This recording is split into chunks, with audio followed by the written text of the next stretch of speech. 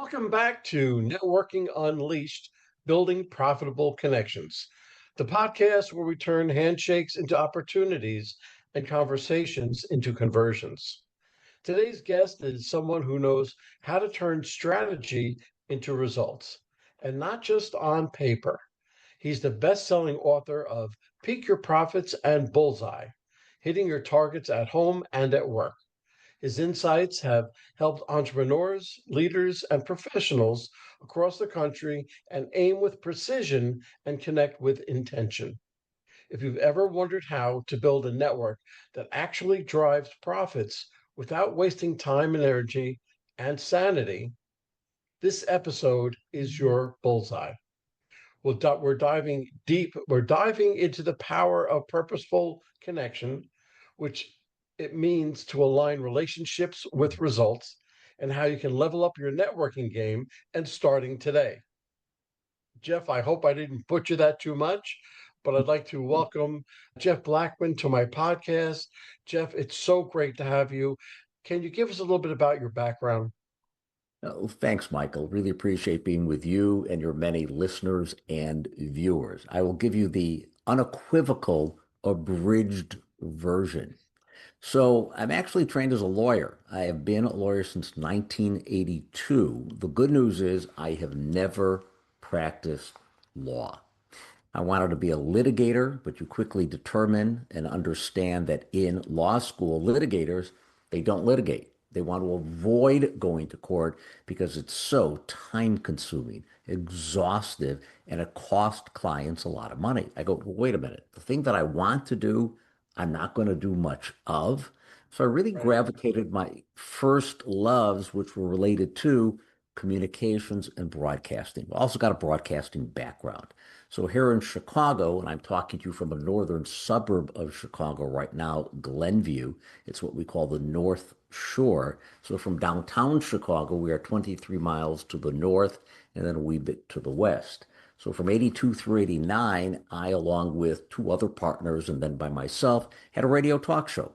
So just the way you and I are doing what we are doing today, years ago, it wasn't called a podcast, but this is really radio, or for that matter, television. And guests could have been literally Bruce Jenner, Bruce, not Caitlin. I knew Bruce back in the 80s, a terrific guest. Ted Koppel, the broadcaster, Oprah Winfrey, in addition, Walter Cronkite. And we interviewed entertainers, entrepreneurs. So if somebody was interesting, I would talk to them. Jim Lovell, the Apollo 13 astronaut.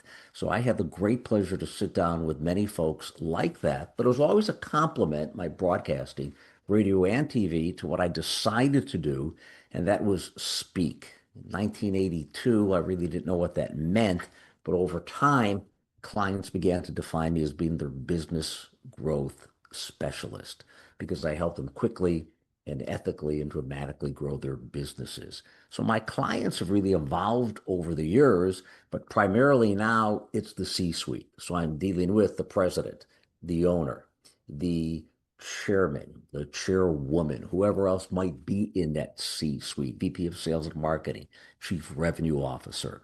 So I work with them and I work with their team, and we do it in a variety of ways. It could be speaking, training, consulting, ongoing learning system. And then we've got lots of business growth tools. Been fortunate to have had 6 best-selling books. And then we've got audios, videos, etc., but all designed for one purpose. And that's to help people really meet and exceed their goals. And again, quickly, ethically, and dramatically. And the good news is it works because everything we do, Michael, is with an unequivocal no risk assurance. Folks can go to our website and read about it. I explain it in a video.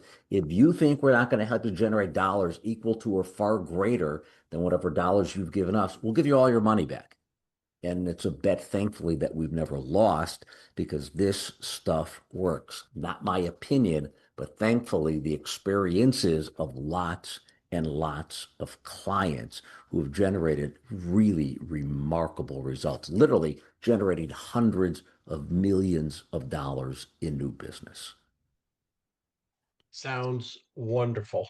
It really does. I've been to your website. I've seen that the video, And I have nothing but to assume that everything you're telling us is correct. And we're going to get into that a little bit later on. But let's delve into the questions that I've come up with. Your book, Peak Your Profits, dives deep into strategic growth. How does networking play in that profitability formula, especially for solopreneurs and small business owners? Well, what's interesting about networking or one's network, and you have heard, like I have heard really now for decades, is that one's network is really all about their net worth. And it's true of any business. It's not just a solopreneur, it's not just a small business. Any individual, even if they're working for a large corporation, even Fortune 500, who they know is absolutely crucial. But then there's a subtlety. When you and I first chatted several weeks ago, one of the things that we discussed is that I've returned, thankfully, to my alma mater. That's the University of Illinois, and that's in Champaign-Urbana, approximately 150 miles south of Chicago. And our youngest daughter, Amanda, graduated from Illinois. My wife is also a graduate from Illinois, but from the medical center. She had a phenomenal career as an occupational therapist. But I always loved going back to campus until Amanda graduated in 2017. And then I didn't have a connection, but it turned out I did. I became very friendly with Amanda's professor, Tom Costello, who unfortunately has now passed away. But TC was a terrific guy. I went back for a couple of years and spoke to his College of Communication students, which I was a College of Communication student back in the 70s. And then I went back after that once Tom had passed away, and I spoke to the kids at Geese College, which is the business college at the University of Illinois. And the kids would often say to me, "Hey, isn't it important what you know?" And I'd say, "Yes." And they go, "Isn't it important who you know?" And I would say, "Yes, but those two things are not the most important." They go, what do you mean?" I go, "What's really important is who knows you." And that's what really effective networking is all about, is who knows you, yet at the same time, what do you know about an individual so you can connect individuals. And I do it all the time. One of my great joys, as my clients know, my juice is when I can connect people. They could have totally disparate interests, but then something happens where they want to be able to chat. My brother-in-law, Alan, who's married to my younger sister, Tammy, who I love dearly, he is the president of a company called Liebermuth. It's a family business that's been passed on through the generations. And they're based really in the South Bend, Indiana area. So Alan shot me a text and then we spoke. He said, "Hey, JB, you mentioned something about somebody who you recently met in a speaking engagement." He says, "I'd love to talk to that guy." And I said, "That's easy. I'll shoot him an email," which I did. And so help me, within 3 minutes, Michael, Brendan responded and said I'd be more than happy to chat with him. And they're scheduled to talk today. So within 3 minutes, he responded, and now they're planning to chat today. So I love being able to connect people. It doesn't have to involve me. Go play in the sandbox. You figure out how you can make things happen. And I do it all the time. A client in Wisconsin, they happen to be lawyers. One of their attorneys, Nathan, has a wonderful line. He said, "I want to be the go-to person for my clients, not just for things that are related to the law, but any aspect of their business. If I can either help them, a loved one, a friend, a family member, I want them to see me as their go-to." And I tell the same thing to clients. Like, it doesn't have to involve me. Use me as a resource. My business began with my first client when I decided not to practice law in the early 1980s, was based upon an advertising fellow student that I had at the University of Illinois. So Robbins Ad Agency, they became a client of mine. And then through that contact, the American Medical Association became another client of mine. So if I take a look at my career, whatever success that I've had, it's really been based upon people who became aware of me through others, as well as me having the ability to introduce others that would benefit them. didn't have to have anything to do with me because that's just a quid pro quo. And that's not really being in a servant relationship, so to speak, by giving of your heart and your mind. What can I do to help you? And really being serious about it. Because you and I both know a lot of people will use those words. Yeah, they really don't mean it. They want to get something in return. Those ain't my kind of folks. Those ain't your kind of folks.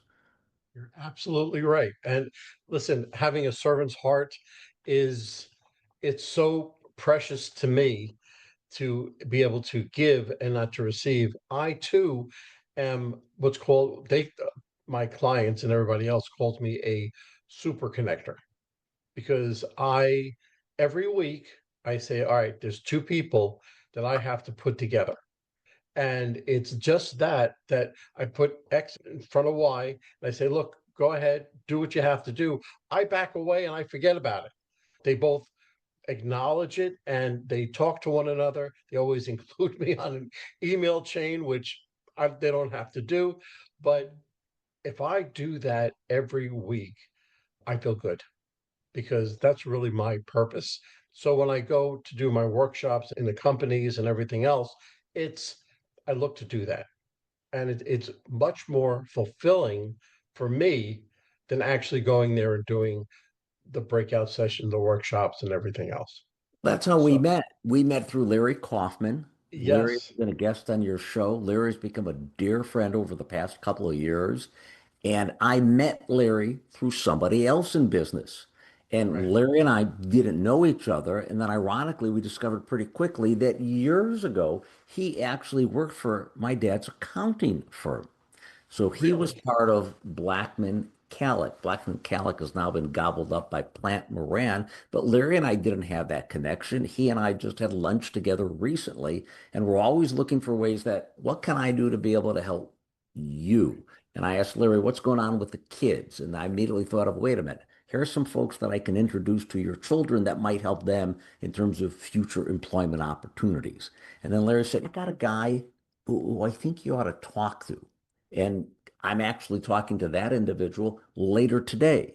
So I've introduced Larry to opportunity. He's introduced me to Larry to opportunity. Larry's introduced me to opportunity. And that's how you and I met. We met through Larry, and he's got a terrific book, is NCG, which is Network Connect. And people think grow. And I go, no, it's give. And Right. I often Right. tell people, Michael, I go, hey, don't focus on capitalism, focus on altruism. And don't focus on being selfish, focus on being selfless, and not what can you get, but what can you give. And that will really be far more successful for you in the short as well as the long term. You and I know folks go, I don't buy it. Okay. Then again, they're not our kind of folks. Yeah, absolutely not. And really, I wish I had you in my jacket pocket when I'm out talking and I'm speaking. not that small. You say the same things that I align with, that I believe in with my heart, and I go out and I do on a daily basis. So, what you're saying, I align with so well and so perfectly. But let me get to the next question. In Bullseye, you talk about hitting your targets at home and work. How can people use networking to align their personal and professional goals more intentionally? That's really an interesting question because the last two bestsellers, Bullseye was bestseller number 6, and it's really more of an inspirational, motivational book instead of a real how-to book, but still there's an important business lesson that comes out of it. The bestseller before that, the fifth edition of Peak Your Profits, is a real how-to in terms of business growth skills related to sales, marketing, negotiations, customer service. But what really both of them do deal with is to be able to hit a target, to be able to focus on a bullseye, whether it's in a recreational activity or a business pursuit. I'll often say to folks, it's related to the world's fastest strategic plan. And people go, but what are you talking about?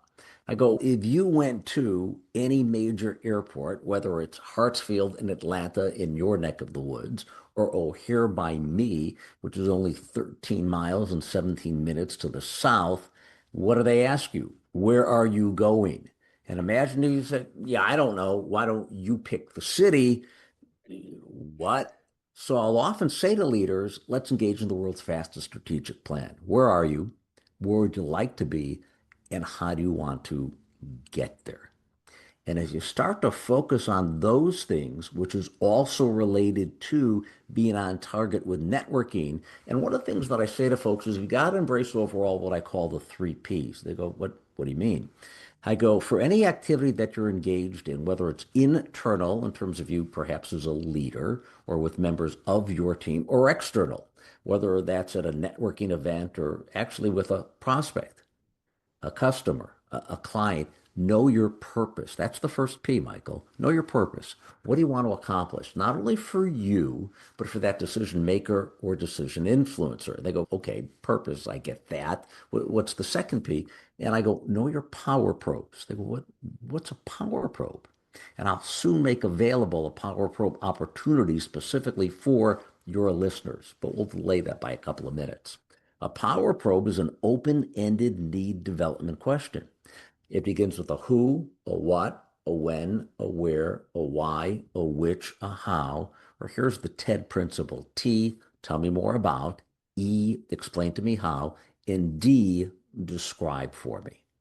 You need to ask open-ended questions to truly understand the logic of why somebody wants to do something, as well as the heart and the tummy. That's the emotion, because those are the two things that really influence decisions. So you've got purpose, you've got power probes. Here's the third P.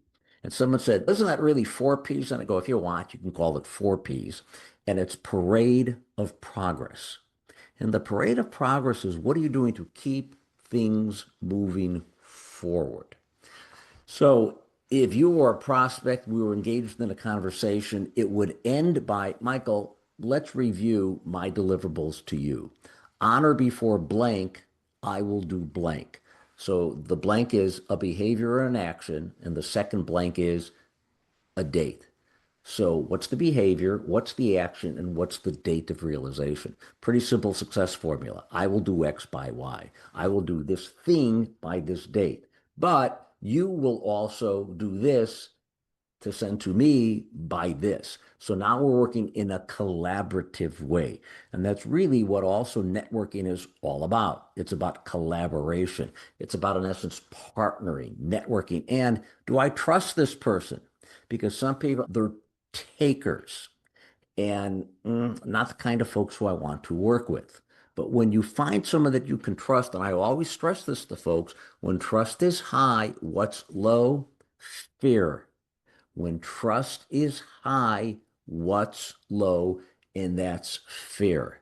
So I stress to folks, closed-ended questions are okay, but that's really only related to one, do these people qualify as a prospect? A little bit different than a networking opportunity. And the other is if you're now pursuing an opportunity for biz dev or rainmaking, it's decision time. Thumbs up, yay, PO, ACHY, or whatever it might be.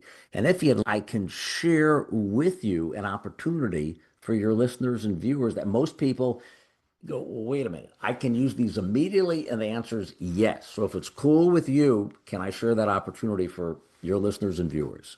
Absolutely. Go right ahead. So most folks, when I ask them, how many of you have got a dynamic dozen? They go, what are you talking about? You're talking about Exactly. bagels, muffins, croissants, donuts? What's a dynamic dozen? Right. And I go, no. A dynamic dozen is at least 12 dozen, at least 12 open-ended need development questions. And they begin with a who, what, when, where, why, which, how. Tell me more about, explain to me how, and describe for me. And these are questions you would ask of a prospect or perhaps even a current customer or current client to dig even deeper in the relationships. Most folks don't have a dynamic dozen. And I stress to people, once you've created your dynamic dozen, then put it on this little computer that is literally in the palm of your hand on my smartphone, and now I encourage clients to do the same. I go put them in print form so you can look at them, and then also put it in an audio form so you can hit play and hear you reciting your dynamic dozen. That's how you get really good at that skill. And it's a skill. It is not a parlor trick. So we've had people who might hear me in the morning in a 3 hour result session, and they'll send me an email and go, Jeff, that afternoon, I used these questions that I had never used before, and I've got the opportunity to now help a new client. I can't believe it worked that fast. And I go, it worked that fast because you heard it, but then you used it. And I always stress to people, Michael, don't tell me what you know. Tell me what you're doing with what you know. So here's the opportunity. If anyone listening or watching would like to get what we call the Sweet 16, we will send you 16 potential power probes that you can use in your business, no matter what your business is. If you're selling a product, a service, whatever it might be, you can apply these questions immediately. All you need to do, send an email to Cheryl, Sheryl, one more time, Cheryl, Sheryl, at jeffblackman.com.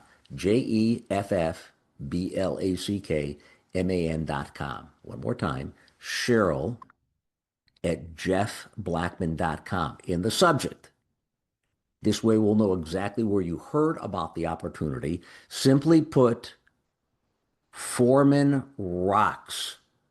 So simply put, Forman rocks Sweet 16. We will know exactly what that means. Cheryl will then send you your Sweet 16. And folks, when I've been on other interviews, have said, I've been able to now use these questions immediately and generate results. So I want your audience to be able to benefit from them as well. And the good news, it works. It does. It does. Okay. That was way more than I even expected. So that was fantastic, Jeff. Okay. So you've mastered profitable connections. It's one powerful shift someone can make today to start attracting high value relationships instead of chasing them. So this is going to sound counterintuitive, and that is you do not make it about you. You always That's make not it count. That's not counterintuitive. That's you, called networking. you always make it about somebody else. And it's interesting. You talk about network unleashed, and I know you don't mean it, but unleashed implies wild, running amok. It's gone awry. One of my new favorite words is cattywampus. So cattywampus is things have gone crazy, but networking is just the opposite. It's actually specific. It's precise. It's targeted. It's designed. So get really comfortable asking the question, hey, Michael, help me out. When I'm out and about in the community, who is your ideal prospect or client? So I can keep my eyes and ears open for you. That's all about you. Got It is. nothing to do with me. So that enables me to be in the best position to go, I met this Forman guy about 6 weeks ago, and now I'm going to all about you. And when you go out of your way to connect other individuals and ask for nothing in return, it becomes incredibly valuable because now they realized, oh, this person's really serious about that. They really do go out of their way to be in a position to help me. Again, no quid pro quo. It's not a barter. It's not an exchange system. They gave before they even intimated they might want to take. And that's one of the really simple things that most people do not do. And also, people think that networking is about how many people can I meet in the shortest amount of time when I'm at a networking event. And I go, whoa, slow down. Concentrate on meeting fewer people and dig deeper. Find out things that are important to them so you can follow up with, hey, thought you might be interested in this website. Found this story, thought you might find it interesting. Google Alerts, and I'm sure you've used Google Alerts. So I've got Google Alerts on things that I don't have an interest in, but I've got clients who do have an interest in, whatever it might be. So as a result of that, I literally might get something related to shoes because I've got a client who's a woman who's really fun and she loves shoes. So if I've been anywhere in the country, and I remember, gosh, it's got to be about 10 years ago, I happened to pass a really cool women's shoe store in Raleigh, North Carolina. I took pictures of the shoes that were in the window and sent it to her. I went, saw them, thought of you. Those are just little simple things that people know, hey, I've got top of mind awareness of something that's important to you. Got nothing to do with me, but I know that this matters to you. And that's one of the really important things when it comes to networking is what can you do that's in somebody else's best interest? And it really does absolutely nothing to do with you. Absolutely. I went to the school of hard knocks, right? I did everything wrong before I learned how to do it correctly. And I was in the mortgage industry and I would go to a networking event. I'd come home with a shoebox filled with business cards. Look how good I did. Look how well I achieved my success. I was fantastic. I was horrible. I did it, I got the wrong way. So now because I teach networking, when I go out and teach for about a 3 or 4 hour event, I say, come back with about 15 or 20 business cards, because then you can follow up. And the follow up is so much more important than actually meeting the person, but you can follow up properly. And everything that goes along with that. I don't want to take time out from that, but I want to tell you that I made that transition from just networking unleashed, wildly networking, to a strategic networking module. That's how I did it. Crucial. And also, is you can actually be proactive before the event. It depends upon what the event is. But with many events, for example, okay, these folks will already be in attendance. That list is often published. And you go, I don't know him or her, but I would like to know him or her because they've got an expertise in something that I'm really interested in. You can contact that individual in advance, email or telephone call, and say, hey, I've actually been very familiar with your work for years. I noticed that you will be at the upcoming yada. Can I buy you breakfast or lunch? My treat. Would love to chat with you. Now, most people are willing to give. Most successful people don't hold it close to the chest. No, I'm successful because of what I know, ain't going to share it. Actually, just the opposite. So this weekend, if I was going to the National Speakers Association annual conference, I'm not. Why? Because our twin grandchildren, who are almost 3, will be with us. So I get to play Poppy while my wife plays Nani. So I won't be at the convention. But if I was going, I would have gone, okay, who are some key folks who I would like to spend some time with, one to one, not in a fleeting in between session moment. And I'll treat them to breakfast or lunch and just chat. Now, I will also do that with folks that I've known for years just to catch up to find out what are you doing? What's happening in your business? And I just did that with a friend who I first met at an NSA convention in 1985. So another wonderful speaker, brilliant guy, has become a dear friend by the name of Chuck Reeves. Chuck and I have now known each other for over 40 years. And so and he used to actually live in Atlanta. He lived in Snellville. Now he's in Arizona. But Chuck and I will get together probably 2 times a year and just visit with 2 old buddies. And I think we spent 60, 90 minutes recently on a Zoom call just catching up. Because I might be doing something he's not. He might be doing something I'm not. Who do you know? Who can I introduce you to? And I do that with friends on a regular basis. And that's really part of the fun. Because over time, you really know who you can trust. Yeah, and I consider that enjoyable, Yeah, it's great. and fun as well. Because for me, that's not work. I'm putting two people together, and it's what I like to do.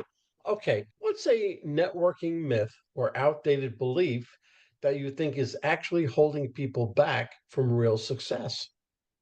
Interesting question. And I think it really goes to self-belief. Many people have got this self-doubting reality that they've created about how difficult something is, or how challenging something is, or I'm not going to be very good at that.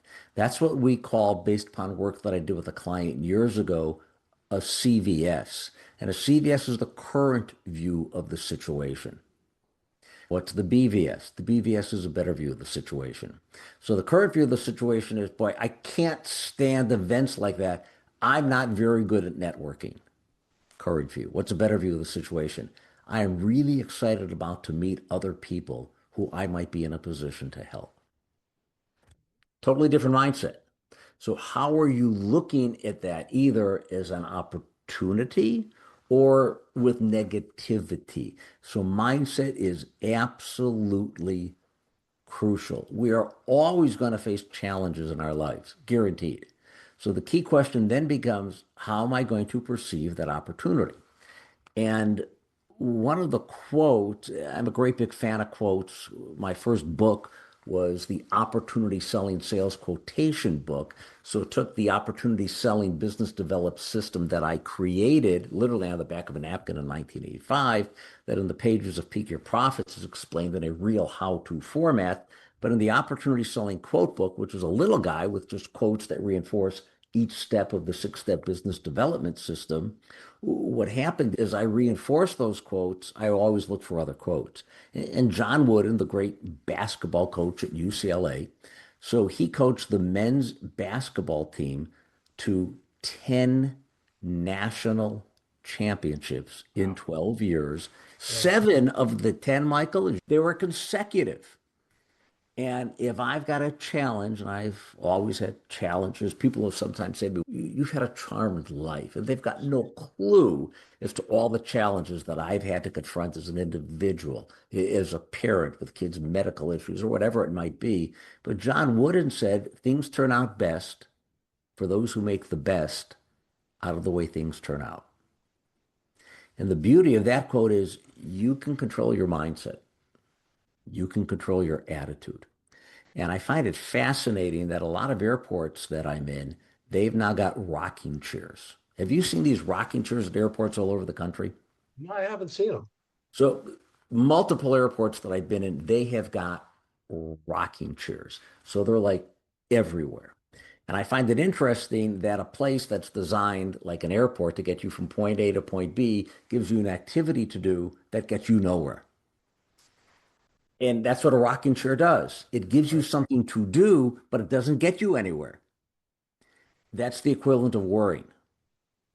Worrying is an activity, but it doesn't get you anywhere. It doesn't get you closer to a solution. And when people say to me, "I'm so worried about it," I go, "And how's that working for you? How's that helping you?" And so Right. much, again, it has to do with your mindset. This happened probably about a month ago. So a client said, "I am really uncomfortable with change." People ask me to help them, either their organizations, their teams, or one-to-one coaching. So I had a client who said, "Jeff, I am really uncomfortable with change." I said, "How do you feel about improvement?" "Oh, no, I'm fine. I'm fine with that." "How do you feel about enhancement?" "Oh, that's okay too." "How do you feel about upgrade?" "No issue." "What if we no longer talk about you changing, but we talk about you making improvements, enhancements, and upgrades?" "I'm good." Okay. So we just shifted his mindset and are now using a different word or words because change, he immediately, we've always done it that way. And that's the CVS. Yeah. Yeah. And there are three words that I always suggest to people that can be transformative. If you think something's not possible, simply add three words to your vocabulary and mindset. And that's up till now. Huh? It's not how we do things here. Up till now. We don't have any budget for that. Up till now. Our folks just are not well trained. Up till now. Right. And people say, "But hang on, but why does it work? It's not magic." And I go, "No, but it is about belief." And I tell people that belief is about confidence. Confidence comes from two Latin words, con fide, which means with faith. And if you don't have faith with you, how is anyone else going to have faith with you? Very good. Very good. I'm going to have to replay this podcast because otherwise I'd be writing notes down feverishly and just trying to take all the notes down. So I'll list this afterwards. How do you differentiate between noise and opportunity when you're networking, especially in crowded spaces like LinkedIn or large conferences? Large conferences can be overwhelming, and that's not my word choice. Instead, it's what others say. And I never understand the word overwhelming. When people say to me, "I'm overwhelmed," my immediately thought is, and again, I don't challenge them because I don't want to be rude. I go, "So what are you going to do different? If you're overwhelmed, change the game plan. Change the game the way you're playing it. So a large conference, and how are we defining large? Pick a number. It's 1,000 people. Oh no, it's 15,000 people. And it's like going to college. So the University of Illinois, when I went to school, and from what I understand, it's maybe a wee bit more now, approximately 35,000 undergrads. I didn't have daily contact with 35,000 undergrads. My primary contact was with my friends. It was with my fraternity brothers. It was with the sorority sisters of my wife. And it becomes really your group, your network, if you will. So first you go, I don't need to make contact with 1,500 people at this conference, but I'm going to focus on these 10 or whatever it might be. So again, it's what are the strategic decisions that you're making? And it also does with focus. People are, oh, there's a shiny. Oh no, wait, that oh, look at that shiny. So people are often easily distracted. One of the stories that I describe in Bullseye, you remember Bill Russell, the great basketball player. Absolutely. So Russell is one of the greatest basketball players of all time, if not the greatest Celtic of all time. Bill Russell years ago decided that he also wanted to be a speaker to share the message of Celtic pride. So a sports entertainment agency that was a client of mine was working with Bill, and they said, Bill, you really need help with your message. And we've got a friend who also is a coach to us, who helps us with business growth. He's a professional speaker as well. He can really help you with your message. So one afternoon at a Chicago hotel, I consulted with Bill Russell about how to improve his message. And one of the stories that he told was about his ability to grab off of the defensive board a basketball and a rebound, and how he immediately would have an outlet pass that would go to Kuzi or some other member of his team with just maybe one or two bounces, if that, or one more pass. Somebody was streaking to the offensive glass, 2 points. And he did it all the time. And he said, most people refer to that as a blind pass. He said, a blind pass is stupid because a blind pass means you've got absolutely no idea where it's going. You don't see anything. Blind pass is stupid. Bill Russell was a really smart guy. He said, so Jeff, what I did is with his 7-foot frame is he would extend his hands out as far as he could so he could still see in his peripheral vision his hands. And then the next day he would extend it just a little bit further. So every day he was working on extending the view line of his peripheral vision. So what appeared to be a blind pass was not. He always knew exactly who he was passing it to. So what he did was he had extreme focus, removed distractions, and that's really important. That's one of the things that I work on with clients is, okay, if you know your purpose and you know your power probes, now let's have singular focus. That's one of the great things that Bruce Jenner did when I interviewed him. I did not interview Caitlin Marie. I interviewed William Bruce. And people have said to me, who was one of the best guests that you ever had? And I said, bar none, Bruce Jenner. And they go, why? I go, he was smart. He was friendly. He was personable. Before and after the radio interview, he hung around. He took care of signing autographs. But what Bruce Jenner did is I asked him about the gold medal that he won in 76 in Montreal in the decathlon, Michael. And here's what he said to me. I didn't win in 76. Bruce, don't mean to correct you, but you won in 76 in Montreal. Remember the flag and Olympic Stadium? He says, no, just let me tell you what I mean.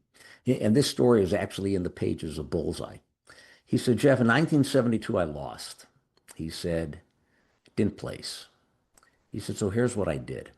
I removed the faces of the gold, the silver, and the bronze medalists. And in the place of the face of the gold medalist in 72, I put my face. So what I did for the next 4 years is I only saw one winner in 76, and that was me. That was Bruce Jenner. So first I trained my mind, and then I trained my body, and then I believed. In essence, he had confite. He was with faith. He said, so in Montreal, I simply picked up a medal I had won in my mind 4 years earlier. Unbelievable story. The only other story I know about belief that's any better than that is Sully Sullenberger when he landed U.S. Airways Flight 1549, January the 15th of 2009 on the Hudson River. That was about belief. If he didn't believe that he could land and create the Hudson as a liquid tarmac, would have never happened. So belief is a really important aspect of anything that we choose to do to attain success in our lives. It's amazing what the mind can accomplish Yep. if you let it. If you let it, True. because there really isn't anything that we as people can't do, and that's part of my can-do attitude. But okay, in your experience, what's the profit leak most professionals don't realize is happening because they haven't built the right relationships? So folks have a tendency to sometimes hang on to relationships that they shouldn't. So if a relationship is not generating the right result, whether it's related to collaboration or lack thereof, or it's not generating the appropriate return on the investment of working with that individual, say goodbye. As difficult as that might be, that's external and internal, by the way. So if external relationships with clients or customers are really difficult and challenging and people are hard to work with, or you've got the wrong person in the wrong seat in your organization, wish them the best of luck. Say sayonara, arrivederla, shalom, dos vadonia, move on. And in terms of, again, avoiding distractions, we work with clients on something Michael called the ICP. What's your ideal customer or your ideal client profile? And let's define exactly who that is. Demographics, psychographics, infographics. And we literally make a long list. And I go, your customers or prospects have got every right to vet you, but you've got every right to vet them. And if you think that they're not who you want to pursue long term, because you focus on annuitization. If you only want to focus on a transaction, that's fine, but that's not what I teach my clients to do. I teach them to focus on not the transactional vendor relationship, but instead to focus on the long-term annuitized partner relationship. And they go, what's the difference? And I go, okay, listen closely. Vendors are expendable, partners are invaluable. Vendor expendable, partner invaluable. Which do you choose to be? And that is a question, by the way, that we coach our clients to ask, which is, what would you prefer that we be, a vendor or a partner? And if they go, yeah, we just want a vendor, we're probably not the right folks for you then. Wish you nothing but the best of luck. And start to leave. Move on. Sorry, that's not what our clients value. That's not what we value. Two questions related to that really help as well, which is, what will you value most in our relationship? And how will we measure success? And by the way, you can ask those networking related as well. And you always appreciate what somebody else's appreciation is. Folks go, well, hang on, what do you mean? I go, if a prospective client says, Jeff, why should we work with you? I never answer from my perspective. Instead, I will say, here's what other clients say they value most in a relationship with us. And then I share something called an RBAO strategy. That's the results, the benefits, the advantages, and the outcomes. Those words, Michael, are interchangeable. So there's no distinction, but it triggers people differently. So I stress to folks, let others know what others are experiencing to be the results, the benefits, the advantages, and the outcomes of working with you, of networking with you. And then you pause and you politely ask, how do you think those similar outcomes will be of value to you? So what you've done is you've told the story based upon your experience, not your opinion, of somebody else's success, result, benefit, advantage, outcome. And then you ask somebody, how do you think those types of benefits or outcomes will help or be of value to you? And now they tell you why they want to network with you or why they want to work with you. So I will never answer, Jeff, why should we work with you, from my perspective? Why? Even if I'm dead accurate, it doesn't matter. It actually reduces my credulity and veracity. I want to Good. increase it. So I Yep. speak from somebody else's perspective, not mine, Michael. That's an avenue which I never truly thought of, because when I teach networking, I never do that from the other people's perspective. Up till And now. up till now, my new phrase, by the way, up till now. So again, I'm going to have to listen to this and write down all my notes because Me too. It sounds like there's some good stuff going on here. there's some very good stuff going on here. We could probably do this podcast for 3 hours, but I'm going to try to limit the time. Can you walk us through one intentional networking decision you made that paid off massively in terms of business or personal growth? That's a really interesting question. I'm going to take you back because it really changed the course of my life. So I'm going to take you back to the year 1985. In the year 1985, my wife and I were both 29 years old, and we went to our first National Speakers Association convention in Washington, D.C. At that convention, we heard Chuck Reeves speak. Subsequent to that, I contacted Chuck and I said, the next time that you're in Chicago, can I treat you to breakfast or lunch? And I assure you, I could not afford to take him out to either breakfast or lunch. But I have now had a 40-year relationship with Chuck. When I had the good fortune to be inducted into the National Speaker Association's Hall of Fame in 2008 in New York City, Chuck, along with another dear friend, Frank Bucaro, they were my introducers. Also in 1985 at that convention, I met a woman by the name of Laura Hamilton, and she was really neat. She was fun, she was smart, and I had no clue who she worked for. It turned out she worked for a guy by the name of Bill Brooks. Bill Brooks was a founder of the Bill Brooks Group in North Carolina. And she said, I think I'd like to introduce you to Bill Brooks and someone else who I know by the name of Ron Willingham. So Bill Brooks is one of the foremost sales trainers in the world. Ron Willingham as well. And Ron created something called the bestseller. Through that meeting of Laura, she introduced me to Ron and to Bill. And so I became part of their group of speakers who at that time was doing a program called Slim Up and Live all over the country for the Shackley organization. So through that relationship, I then had a relationship with Ron Willingham for as long as he was alive. And eventually I started to create my stuff instead of relying upon Ron. Bill Brooks became really one of my very early mentors. And I remember when I was just starting in this business, my wife Cheryl and I went to North Carolina to work with Bill, his wife Nancy. Said, Blackman, my office is your office. Whatever you need, ask any question, any document, any number, I'm here to help you. And Bill Brooks, when both he and Ron passed away, that was really devastating because both of those guys were incredible mentors to me. So it's really remarkable what happens when you connect with people, and that's an important word, connect. And that's why at our website, it doesn't say contact, it says connect. Is that a euphemism? Yeah, but I think it's a really good one. So that's what I stress to clients when I work with them or people who I'm speaking to in kind of a large, differentiated group. I go, your website, and I looked at it, or your website, and I looked at it, you got two words, about us. And you just told the visitor this has got nothing to do with you. It's only about us. So we don't have that language about us. Why? I think it needs to be about somebody else. And I stress that when I speak, Michael, I go, today's message is not about me. It's about you. So everything that I do today is to help you improve your business, improve your career, accelerate how you want to do what you do and why you do it.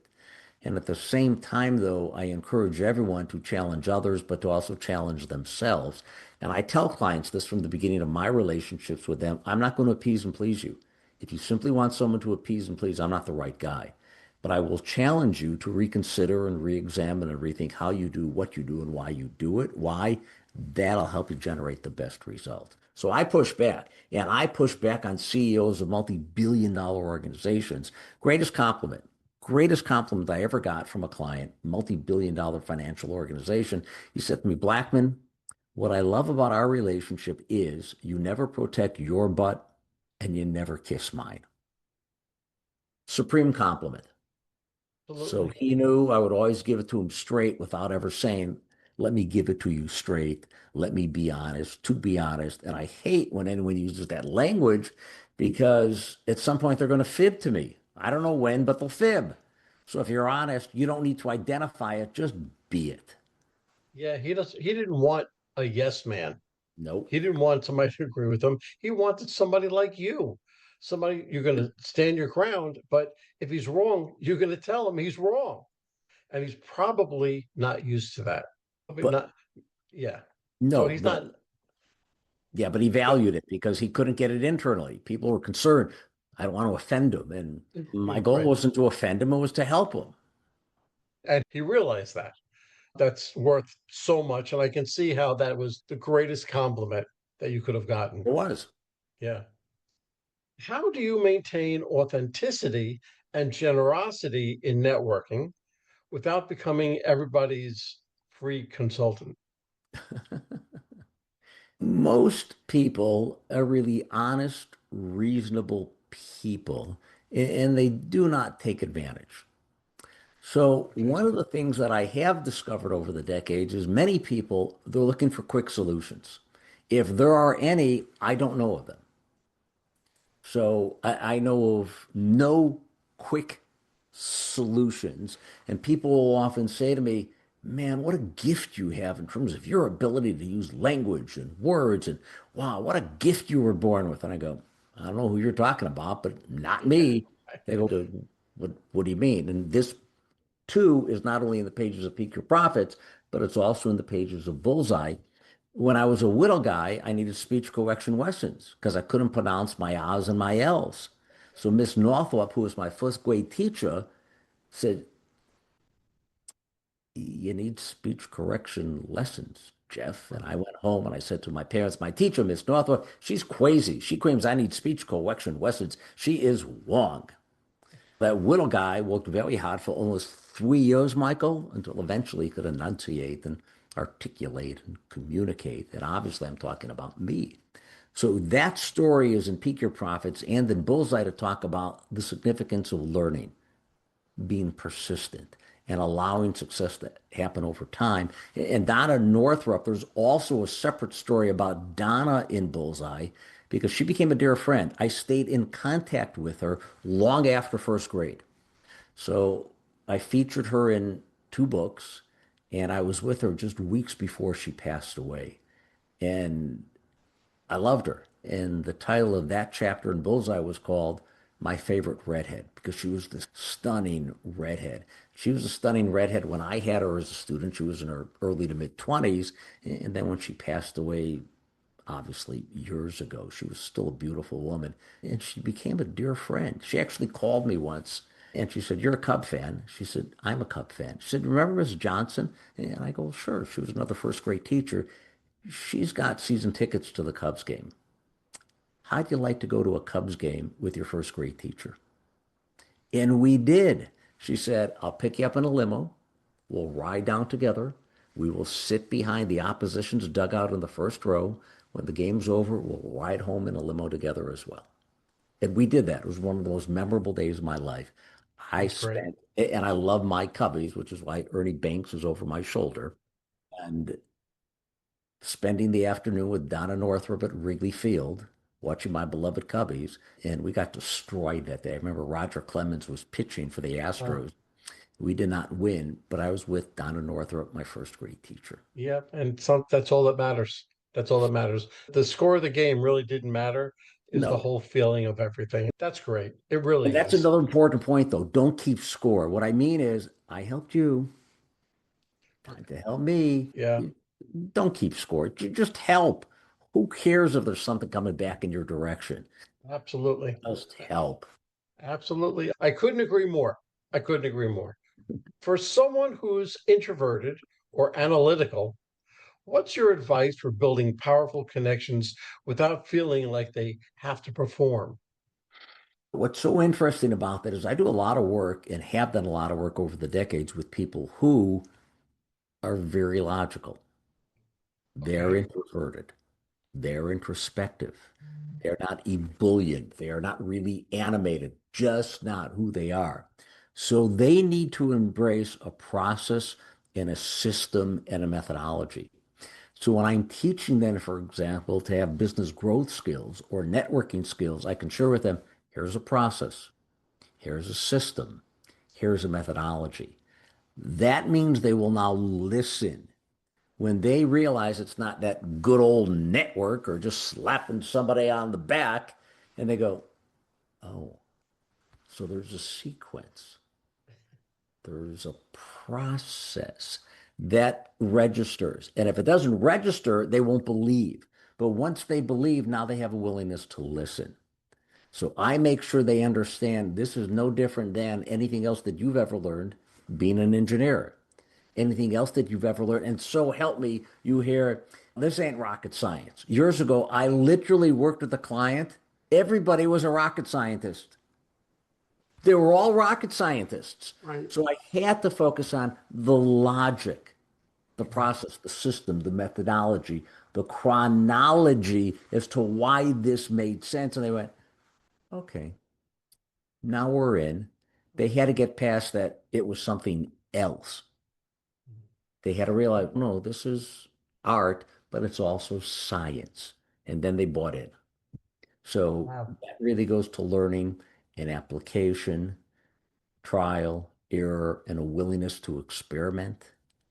That's really Okay. what's important. You and I together don't have enough time to focus on the things that we've tried that have failed, but we at least had a willingness to try. That's That's it. That's yeah. it. That's why I went to the school of hard knocks. I had to do everything wrong You before I you and learned I how are to do both it correctly. graduates. Yes, yes, graduate of hard knocks. Okay, listen, let's bring this podcast full circle. If you had to design a networking power hour, 60 minutes a week to move the needle, what would you include? What's the format for this power hour? It's from soup to nuts. It's networking. That's your first thought. But if they were to go to a networking event or meeting a prospective prospect, okay, what could they do in an hour each day to help them network? So here's the good news. It might not take an hour. An hour is a long time. And I often will say to folks, most people don't obviously plan to fail, but they do fail to plan. And you, with 15 minutes of strategic focus, can probably accomplish a whole bunch. So an hour, maybe, might not be necessary. But if you go, okay, so what are the things that I need to do right now in terms of people who I think I can potentially help? How am I going to reach out? One of the things that we teach is referrals as an example. And most people don't rely upon referrals or introductions. But once we show them, again, process, system, and methodology, which is what we did with the folks at Bank One, entire story is at the website. Bank One, we helped generate $230 million in new loan business in 23 months with zero acquisition cost. They had no referrals culture. It drove me nuts. And the good news was they had me on long-term retainer. It took me 3 years until the president said, will you stop bugging me if I let you do this referrals thing? And I went, oh yeah, I'll stop bugging you. Yeah. So we did a pilot, and the pilot was so successful, he said, let's roll the country, which we did. And we generated $230 million in new business, all from referrals in the span of 23 months. Then they sold at a premium the entire portfolio to Household International.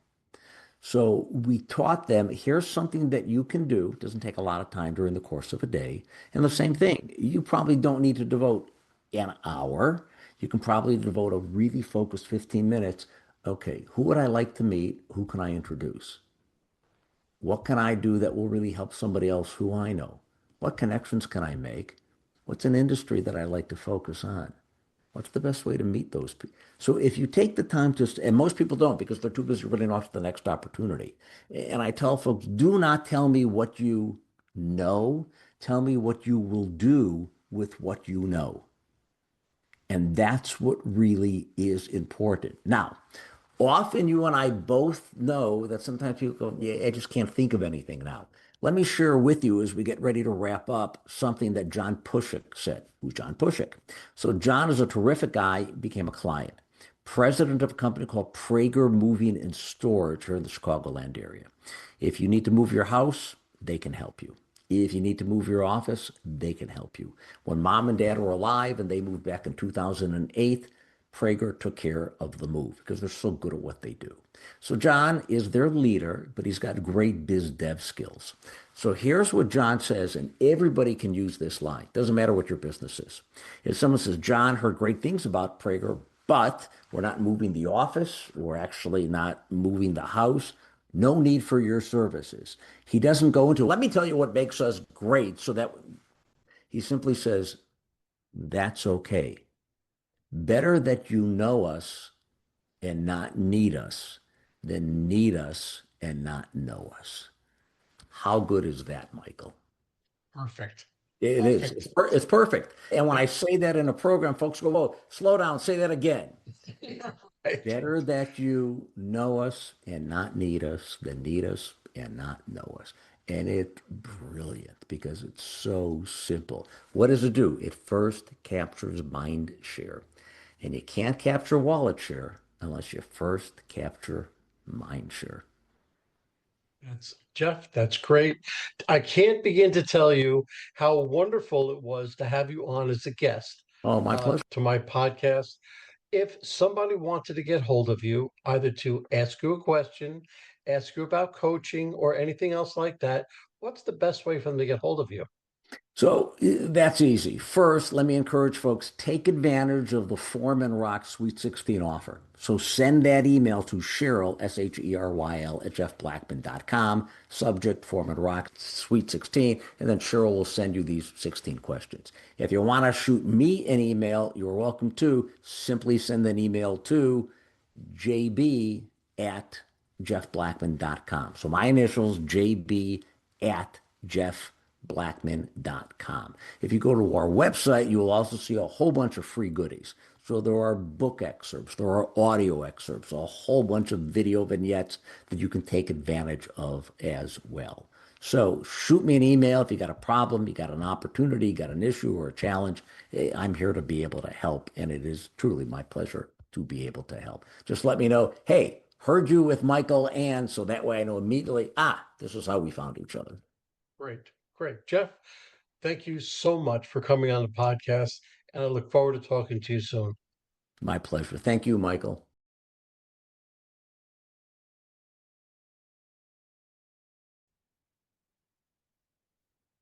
Well, hold on, folks. Don't go anywhere. Let's hear from our sponsors. David Neal, co-founder, Revved Up Kids. Revved Up Kids is on a mission to protect children and teens from sexual abuse, exploitation, and trafficking. They provide prevention training programs for children, teens, and adults. To learn more, go to revvedupkids.org. Henry Kaplan, Century 21. When it comes to making the biggest financial decision of your life, leave it in the hands of a proven professional, Henry Kaplan. Henry is a global real estate agent with Century 21, celebrating his 41st year in business. No matter where you're moving, Henry has the right connections for you. You can contact Henry at 561 427 4888. A huge thank you to our guest for sharing such incredible insights today. And of course, a big shout out to you, our amazing listeners, for tuning in and spending your time with us. If you're interested in my digital courses, being coached, or having me come and talk to your company, just go to Michael and fill out the request form. Remember, networking isn't about being perfect, it's about being present. So take what you've learned today, get out there, and make some meaningful connections. If you've enjoyed this episode, please don't forget to subscribe, leave us a review, and share it with someone who could use a little networking inspiration. Let's keep the conversation going. You can find me on Apple, Spotify, Pandora, YouTube, or my website, forman.com/podcasts.